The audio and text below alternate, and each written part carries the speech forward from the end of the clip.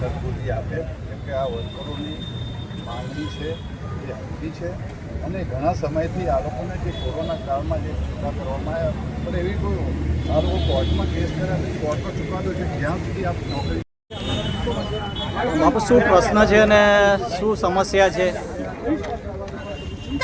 જીએસએફસીમાં નોકરી કરતા કોન્ટ્રાક્ટ પર 68 જેવા વર્કરો જે કોરોનાના સમયમાં જે પગાર એમને બંધ કરવા, જે કોર્ટનો ચુકાદો છતાં પગાર બંધ કરવામાં આવ્યો, એની લડત અમે છેલ્લા 6 મહિનાથી લડીએ.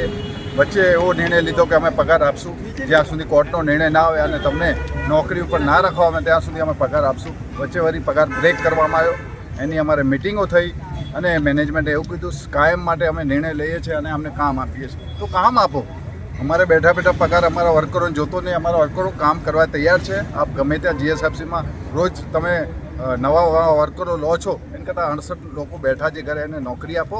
અને એમની જ લેન્ડ લૂઝર લોકો છે, આ લોકો કોઈ ભીખ નથી માગતા. લેન્ડ લૂઝર એના પર જીએસએફસી થાપાઈ છે, એના પર એસીમાં તમે કેબિનમાં બેઠા છો. એમને શરમ આવવી જોઈએ. એટલે લેન્ડ લૂઝરને જવાબ આપો અને એમની જે ન્યાય સુધી જ્યાં સુધી નિર્ણય નહીં આવે ત્યાં સુધી અમારી લડત ચાલુ રહેશે. કેટલા સમયથી લડત ચાલુ છે? છેલ્લા 6 મહિનાથી અમે પોલીસ વર્ગ બી તંગ આવી ગયો છે કે અમારે એની જોડે ઘર્ષણ થાય છે. એ બી નિર્દોષ છે, અમે બી નિર્દોષ છીએ.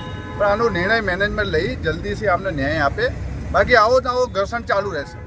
અને નિર્ણય ન આવે તો આગળનું પગલું શું રહેશે તમારું? નિર્ણય ના આવે તો અમે ગાંધી ચીંધે આંદોલન કરવાના છીએ. કોઈને હેરાન નહીં કરીએ નિર્દોષને, પણ અમે ગાંધી નિર્ણય નહીં આવે ત્યાં સુધી અમારી આ લડત ચાલુ રહેશે.